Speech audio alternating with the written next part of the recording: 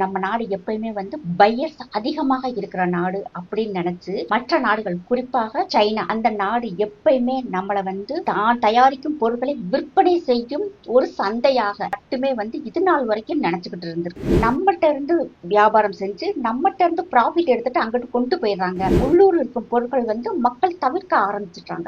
என்ன காரணம்னா, சீனாவில் இருக்கும் பொருட்கள் ரொம்ப விலை ரொம்ப குறைவா கிடைக்கிறது. 27 முக்கியமான துறைகளை தேர்ந்தெடுத்து அதுல இந்த மேக் இன் இந்தியா திட்டத்தை கொண்டு வராங்க. 10 வருடங்களுக்கு முன்னாடி காங்கிரஸ் பீரியட்ல இருக்கும்போது வெறும் 44% மட்டும்தான் ஃபாரின் டைரக்ட் இன்வெஸ்ட்மெண்ட் வந்தது. 49 நம் இந்தியன்ஸ் 51% இருந்தது. போன வருஷம் அதை அப்படியே மாத்தி அவங்க 75%, இந்தியாவுல 25% நம்ம பணம் போட்டா போதும் அப்படின்னு சொல்லி ரிலாக்சேஷன் பண்ணிருக்காங்க. வோக்கல் ஃபார் லோக்கல், உள்ளூர் வியாபாரிகளை நம்ம சப்போர்ட் பண்ணணும் அப்படின்னு சொல்லி மோடி ஐயாவும் சொன்னாரு. இன்னைக்கு இருக்கும் இளைஞர்கள் அதை அதிகமா மக்கள்கிட்ட கொண்டு போய் சேர்த்தாங்க. அந்த 4 வருடங்களாவே சீனாவினுடைய தயாரிப்புகளை நம் இந்திய மக்கள் புறக்கணிக்க ஆரம்பிச்சாங்க.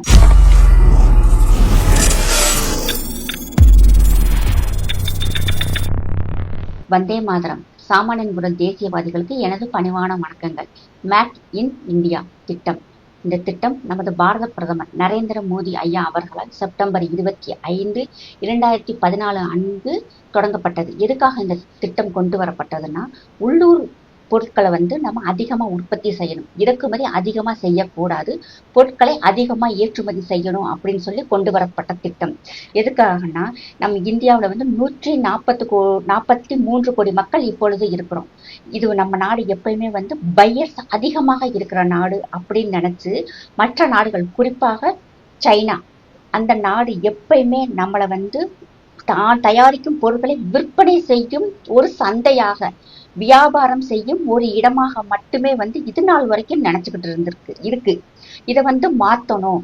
நம்மகிட்ட இருந்து வியாபாரம் செஞ்சு நம்மகிட்ட இருந்து ப்ராஃபிட் எடுத்துட்டு அங்கிட்டு கொண்டு போயிடுறாங்க. அப்ப அதனால நம்மளுடைய உள்ளூர்ல இருக்கும் வியாபாரிகள் நலிவடைந்துடுறாங்க. உள்ளூர் இருக்கும் பொருட்கள் மக்கள் தவிர்க்க ஆரம்பிச்சுட்டாங்க. என்ன காரணம்னா, சீனாவில் இருக்கும் பொருட்கள் ரொம்ப விலை ரொம்ப குறைவா கிடைக்கிறது. கிட்டத்தட்ட 55% கம்மியா கிடைக்குது. அப்ப நம்மளே எங்க விலை கம்மியா இருக்கோ அதைத்தான் போய் வாங்க ஆரம்பிச்சோம். அதனால இந்த திட்டத்தை கொண்டு வந்தாங்க. குறிப்பா இது 4 பில்லர்ஸ், 4 பில்லர்ஸ் அப்படின்னு சொல்றாங்க. New mind set, new sectors, new infrastructures, new processor. இதுல நம்மளுடைய கலாச்சாரம், பண்பாடு, பாரம்பரிய தொழில், இது எல்லாமே உள்ளடக்கி ஒரு புது ப்ராசஸர் கொண்டு வர்றாங்க. அதனுடைய டெக்னாலஜியை இம்ப்ரூவைஸ் பண்றாங்க. அவங்களுடைய தொழில் நலிவடைந்து இருக்காம நல்ல டெவலப் ஆகணும், எக்கானமி கூடணும்னு சொல்லி இந்த ப்ராசஸை கொண்டு வராங்க. மொத்தம் 27 முக்கியமான துறைகளை தேர்ந்தெடுத்து அதுல இந்த மேக் இன் இந்தியா திட்டத்தை கொண்டு வராங்க. குறிப்பாக insurance, railways, infrastructures and defence. Defence means protect. இதுல ஃபாரின் FDI சொல்லக்கூடிய ஃபாரின் டைரக்ட் இன்வெஸ்ட்மெண்ட் அதிகமா வர ஆரம்பிச்சிச்சு. 10 வருடங்களுக்கு முன்னாடி காங்கிரஸ் பீரியட்ல இருக்கும்போது வெறும் 44% மட்டும்தான் ஃபாரின் டைரக்ட் இன்வெஸ்ட்மெண்ட் வந்தது. இந்த 10 வருஷத்துல மட்டுமே 85% டபுளா இன்க்ரீஸ் ஆயிருக்கு. முதல்ல ஆரம்பிக்கப்படும் போதே அவங்க எவ்வளவு இன்வெஸ்ட்மெண்ட் கொண்டு வரலாம்னு சொல்லி பார்த்தா, அவங்க முதல்ல 49 நம் இந்தியன்ஸ் 51% இருந்தது. போன வருஷம் அதை அப்படியே மாத்தி அவங்க 75%, இந்தியாவுல 25% நம்ம பணம் போட்டா போதும் அப்படின்னு சொல்லி ரிலாக்சேஷன் பண்ணிருக்காங்க. எதுக்காக அப்படின்னா, இங்க இருக்கும் நபர்களுக்கு அதிகமான வேலை வாய்ப்பு கிடைக்கணும், நமக்கு அதிகமான ப்ராஃபிட் கிடைக்கணும், நம்மளுடைய நம்ம நாட்டுல இன்வெஸ்ட்மெண்ட், மற்ற நாட்டுக்காரங்களும் அதிகமா இன்வெஸ்ட்மெண்ட் பண்ணணும் அப்படிங்கிற ஒரு காரணத்துக்காக நிறைய ரிலாக்சேஷன் கொண்டு வந்தாங்க. இதுல இந்த 27 துறைகள்ல முக்கியமா டிஃபென்ஸ் சொல்லும் போது 2018 ஒரு ஆளில்லா விமானம் தயாரிக்கணும்னு சொல்லி ஒரு ப்ராஜெக்ட் கொண்டு வந்தாங்க. அந்த ப்ராஜெக்ட் மகாராஷ்டிராவுல அந்த மாநிலத்துக்கு வெளியே பல ஏக்கர் நிலப்பரப்புல ஒரு காரிடார் ஒன்று கொண்டு ஆளில்லா விமானம் செயல்படுத்த ஆரம்பிக்கப்பட்டது. இந்த வருடம் அதாவது போன வருடம் 2024 இந்த ஆளில்லா விமானம் செஞ்சு முடிக்கப்பட்டு சோதனை ஓட்டமே முடிக்கப்பட்டது. அந்த சோதனை ஓட்டம் எப்படின்னு சொன்னோம்னா, எல்லாமே சூரிய ஒளியில தான் அது இயங்குற மாதிரி கொண்டு வந்திருக்காங்க. எல்லாரும் சொல்லலாம் ஜப்பான்ல இருக்கு, சைனாவுல இருக்கு, அமெரிக்காவுல இருக்கு அப்படின்னு சொல்லு. இது நாள் வரைக்கும் நம்மளுடைய நாடு ஒரு செயல் இல்லாம ஒரு கவர்மெண்ட் இருந்தது. இப்ப இந்த ஒரு 10 வருடமா வேகமா growth ஆகுது. இப்ப வந்து இது நமக்கு வந்து ஒரு பெரிய விஷயமா தான் இருக்கு. வெறும் 4 வருஷத்துல இந்த ஆளில்லா விமானம் தயாரிக்கப்பட்ட இதுல முழுக்க முழுக்க நம்மளுடைய உள்நாட்டு தயாரிப்பு மட்டுமே கொண்டு செயல்பட்டு இருக்காங்க. இதுல வந்து பிரான்ஸ் அண்ட் இஸ்ரேல் அண்ட் இந்தியாவினுடைய டிஆர்டிஓ அண்ட் இஸ்ரோ எல்லாமே சேர்ந்துதான் வந்து இந்த டெக்னாலஜியை கொண்டு வந்திருக்காங்க.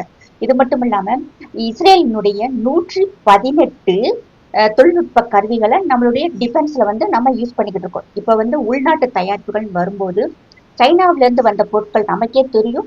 சீன பட்டாசுகள், விளக்குகள், சின்ன 5 ரூபாய் லைட்டர் கூட நம்ம யூஸ் பண்ணிருக்கோம். லைட்டர்ஸ், டாய்ஸ், இது மாதிரி நிறைய லைட்டிங் அதிகமா யூஸ் பண்ணுவோம்.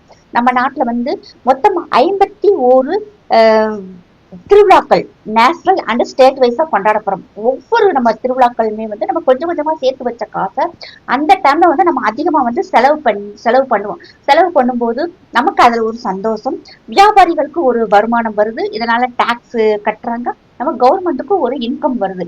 இதுல வந்து சீன பட்டாசுகள் வந்து அதிகமா வாங்கிக்கிட்டு இருந்தோம். இப்ப வந்து 2020 கல்வான்ல வந்து ஒரு பிரச்சனை ஏற்படுது. சீனாவுக்கும் நம் இந்திய ராணுவ வீரர்களுக்கும் வந்து ஒரு போர் நடைபெறும் ஒரு பிரச்சனை ஏற்படுது. அந்த பிரச்சனையில நம்மளோட ராணுவ வீரர்கள் வந்து பலியானாங்க. அந்த சமயத்துல நம்ம இந்திய மக்கள் எல்லாருமே வந்து அதை ரொம்ப டென்ஷன் ஆயிட்டு ரொம்ப கொந்தளிச்சிட்டோம்.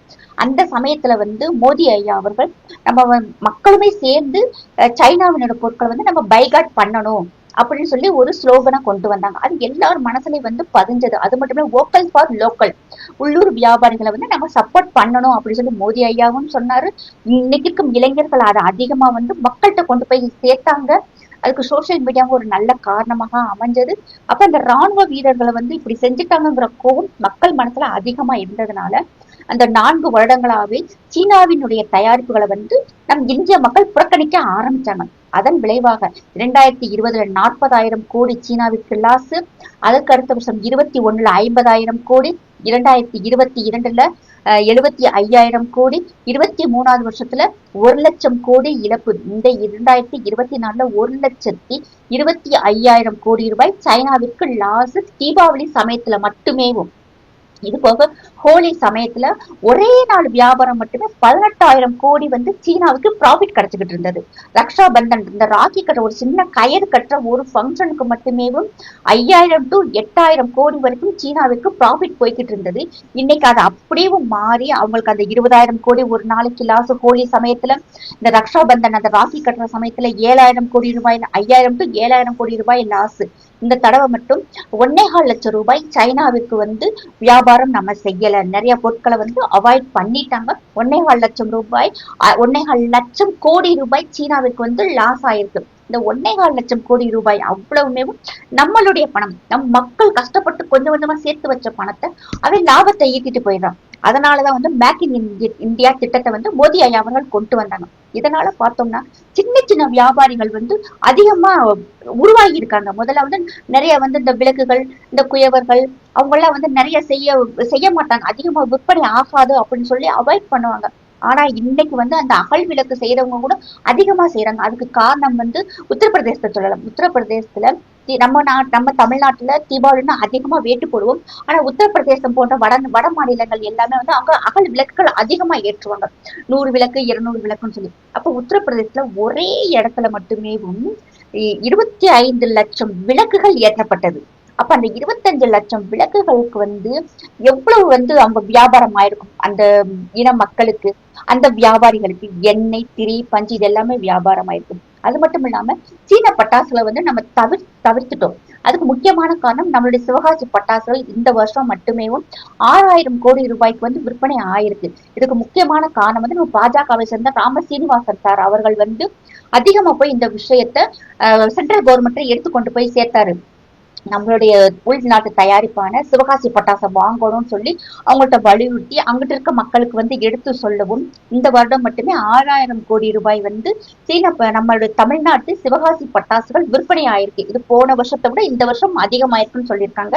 வர அடுத்த வருஷமே இன்னுமே வந்து சீன பட்டாசுகளை தவிர்த்துட்டு நம் இந்தியாவில் தயாரிக்கும் மற்ற பட்டாசுகளை வாங்கணும்னு சொல்லி மக்கள் மனசுல ஒரு எண்ணம் ஏற்பட்டிருக்கு. இது வந்து ஒரு நல்ல விஷயம்.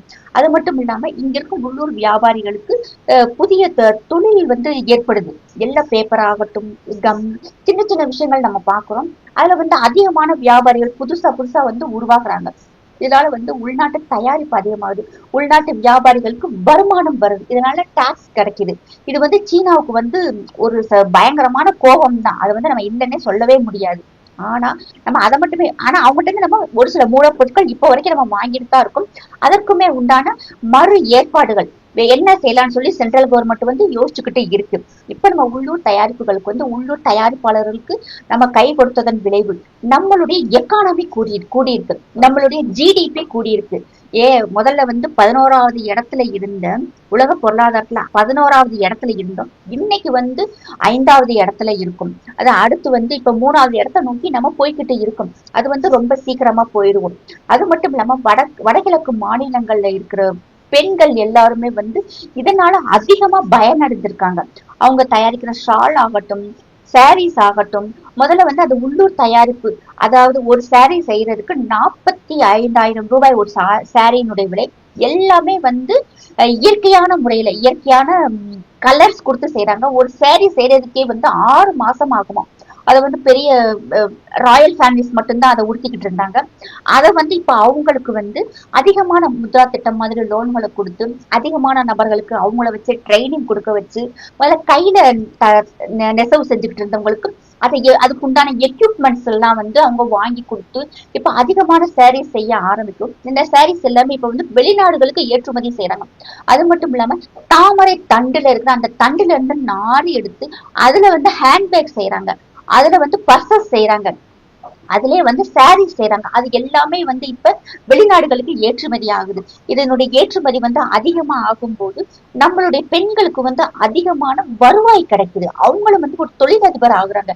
2 பேரும் சேர்ந்து ஒரு தொழில் செய்யறாங்க. அந்த தொழில் விரிவடையும் போது 20 ஆகுது, 20, 200 ஆகுது. இப்படி நம்மளுடைய பெண்களுக்குமே வந்து அதிகமான வேலை வாய்ப்பு கிடைக்குது. மோடி என்ன செஞ்சாருன்னு சொல்லி கேட்டாங்க இல்லையா, மோடி ஐயா செஞ்சதுல இது வந்து ஒரு நல்ல திட்டம். இந்த திட்டத்துல வந்து ஆத்ம நிர்பார் திட்டமும் இதுக்குள்ள அடங்கும், வோக்கல் ஃபார் லோக்கல் இதுவும் அடங்கும். அந்த ஆத்ம நிர்பார் திட்டத்துல வந்து அதிகமான டிஃபென்ஸ் சம்பந்தப்பட்ட எக்யூப்மெண்ட்ஸ் வந்து அதிகமா செய்யறாங்க. இதுல வந்து இப்ப உள்நாட்டிலே வந்து அதிகமான பொருட்கள் வந்து நம்ம தயாரிக்கணும் அப்படின்னு சொன்னதுல 332 உதிரி பாகங்கள் மட்டுமே இந்திய தயாரிப்புகளை வந்து விமானம் முதல் கொண்டு சின்ன பொருட்கள், அதாவது விமானங்கள் நம்ம என்னென்ன பொருட்கள் சின்ன ஆணை கூட இந்திய பொருட்களா இருக்கணும்னு சொல்லி இப்ப ஒப்பந்தம் கையெழுத்தாயிருக்கு. இது வந்து ரஷ்யா கூட நம்ம ஒப்பந்தம் போட்டிருக்கோம், பிரான்ஸ் கூட ஒப்பந்தம் போட்டிருக்கோம், ஜப்பான் கூட ஒப்பந்தம் போட்டிருக்கோம், இஸ்ரேல் கூட ஒப்பந்தம் போட்டிருக்கோம். இத்தனை நாடுகள் வந்து நம்மளுடைய கவர்மெண்ட்டுக்கு டிஃபென்ஸுக்காக வந்து நம்ம சப்போர்ட் பண்ணிக்கிட்டு இருக்காங்க. மற்ற நாடுகள் வந்து பெரும்பாலும் வந்து ஒரு நாட்டுல வந்து ஒரு பொருட்கள் நம்ம வாங்கும் போது நிறைய ரூல்ஸ் அண்ட் ரெகுலேஷன்ஸ் இருக்கும். ஆனா இந்தியா கூட வந்து அவங்க ஒப்பந்தம் போடும்போது நம்ம இந்தியன் சொல்றதுக்கு அதிகமா அவங்க வந்து அக்செப்ட் பண்றாங்க. இதுக்கு காரணம் வந்து நம்பகத்தன்மை. இது எப்படி சொல்றாங்கன்னா, உலக அளவுல வந்து பிசினஸ் செய்வதற்கு ஏற்றமான நாடுகளினுடைய பட்டியல்ல 10 வருடங்களுக்கு முன்னாடி நம்ம 130வது இடத்துல இருந்தோம். மொத்தமே உலகத்துல இருக்கு 197 நாடுல 130வது இடத்துல இருந்தோம். மோடி ஐயா அவர்கள் வந்ததுக்கு பிறகு முதல் 4 வருடத்திலேயே வந்து அது 70வது இடத்துல வருது. அதுக்கு அடுத்த 5வது வருடத்துல 63வது இடத்துல வருது. இப்ப பார்த்தோம்னா இப்ப வந்து நம்ம 11வது இடத்துல இருக்கோம். நமக்கு முதல்ல வந்து அதாவது தொழில் செய்யறதுக்கு சேஃபான கண்ட்ரி அப்படின்னு சொல்லி நமக்கு முதல்ல 10 நாடுகள் இருக்கு. இதுல ரொம்ப நம்ம ஆச்சரியப்பட வேண்டிய விஷயம், மிகவும் பெருமைப்பட வேண்டிய விஷயம் என்னன்னா, நமக்கு முன்பு இருக்கும் அந்த 10 நாடுகளுமே என்ன சொல்றாங்கன்னா, நம்ம இந்தியாவை சொல்றாங்க. இந்தியாவில வந்து தொழில் தொடங்குறதுக்கு சாதகமான சூழ்நிலைகள் அதிகமாக இருக்கு. இங்க தொழில் தொடங்குறதுக்கு ஒரு சேஃபஸ்ட் கண்ட்ரி, சேஃப்னு சொல்லல, த வேர்ட் இஸ் மஸ்ட், நம்ம கவனிக்கணும். இந்த சேஃபஸ்ட் கண்ட்ரி வந்து இந்தியாவை சொல்றாங்க. எப்படின்னா இங்க வந்து அதிகமான நல்ல சூழ்நிலைகள் நிலவுது, தீவிரவாதம் வந்து இல்லாம இப்ப வந்து குறைஞ்சிருக்கு, மத கலவரங்கள் இல்லை, இங்க இருக்கிற ரூல்ஸ் அண்ட் ரெகுலேஷன்ஸ் வந்து ரொம்ப ஈஸியா இருக்கு. அதனால வந்து இந்தியாவில வந்து நம்ம முதலீடு செய்யறது நமக்கு நல்லது அப்படின்னு சொன்னாங்க. இதை ஓப்பனாவே சொன்னதுல வந்து நம்மளுடைய நட்பு நாடான ரஷ்யா, புடின் அவர்கள் வந்து அங்க இருக்கும் இன்வெஸ்டர்ஸ்க்கு சொல்லும் போது, நீங்க சுவிஸ் பேங்க்ல இருக்க பணத்தெல்லாம் எடுத்து கொண்டு போய் இந்தியாவில நீங்க முதலீடு செய்யுங்க, இந்தியாவில இருக்கும் ஷேர்ஸ்ல நீங்க முதலீடு செய்யுங்க, அங்க போய் நீங்க கம்பெனி ஆரம்பிங்க அங்க இருக்கும் மக்களுக்கு வேலை வாய்ப்பு கொடுங்க, நமக்கு ப்ராஃபிட் கிடைக்கும், நமக்கு நம்மளுடைய பணத்துக்கு ஒரு சேஃப் அப்படின்னு சொல்லி அவர் ஓப்பனாவே அங்க இருக்கும் இன்வெஸ்டர்ஸுக்கு அந்த இன்வெஸ்டர்ஸ் மீட்டிங்ல அவர் ஓப்பனாவே சொன்னது மட்டும் இல்லாம நம்மளுடைய மேக் இன் இந்தியா திட்டத்தை வந்து அவர் ரொம்ப பெருமையாகவும் பேசினாரு. மோடி அவர்கள் வந்து எப்படி அந்த உள்நாட்டிலே வந்து உள்நாட்டு மக்களுக்காக உள்நாட்டு தொழில்களை எப்படி அவர் டெவலப் பண்றாரு, அந்த தொழில்கள் வந்து எப்படி அழியாம இருக்கணும்னு பாதுகாக்கிறாருன்னு சொல்லி ரொம்ப பெருமையா பேசி நம்மளும் வந்து நம்ம நாட்டிலே மேக் இன் இந்தியா திட்டம் மாதிரி மேக் இன் ரஷ்யாங்கிற மாதிரி ஒரு திட்டத்தை கொண்டு வரணும்னு சொல்லி அங்க இருக்க இன்வெஸ்டர்ஸ் வந்து அவர் பேசும்போது இந்த விஷயத்த சொன்னாரு. சொன்னது மட்டும் இல்லாம அது பேசி முடிஞ்ச ஒரு சில வாரங்கள்லயும் அதிகமான அங்க இருக்க இன்வெஸ்டர்ஸ் சுவிஸ் பேங்க்ல இருக்க பணத்தை கொண்டு வந்து நம்மளுடைய நாட்டுல ஷேர்ஸ்ல இன்வெஸ்ட் பண்ணிருக்காங்க, நிறைய கம்பெனிஸ்ல இன்வெஸ்ட் பண்ணிருக்காங்க. அதுல முக்கியமா அவங்க போட்ட மாநிலங்கள் 6 மாநிலங்கள்: மகாராஷ்டிரா, உத்தரப்பிரதேஷ், மத்திய பிரதேஷ் அண்ட் ஆந்திர பிரதேஷ், ஜம்மு காஷ்மீர் இதுல வருது. ஜம்மு காஷ்மீர்லாம் யாருமே போக மாட்டாங்கன்னு அப்படின்னு நினைச்சுட்டு இருந்தோம். ஆனா எனக்கு பார்த்தா ஜம்மு காஷ்மீர்ல அவ்வளவு இன்வெஸ்ட்மெண்ட் போகுது. ஏன்னா அங்க இருக்கும் அமைதியான சூழ்நிலை ஆகட்டும், அங்க இருக்கும் மக்களினுடைய வெளிப்படையான தன்மை, நம்ம எல்லாம் அவங்களெல்லாம் வேற ஒரு மாதிரி நினைச்சுக்கிட்டு இருந்தோம். ஆனா அந்த மக்கள் வந்து அவ்வளவு சாஃப்டா இருக்கிறாங்க, நல்லா கவர்மெண்ட்டுக்கு சேர்ந்து கோஆபரேட் பண்றாங்கன்னு சொல்லி அதிகமா இப்ப அங்க துபாய் அண்ட் குவைத்துக்கு அப்புறம் இப்ப மற்ற நாடுகளுமே அங்க வந்து இன்வெஸ்ட்மெண்ட் பண்றாங்க.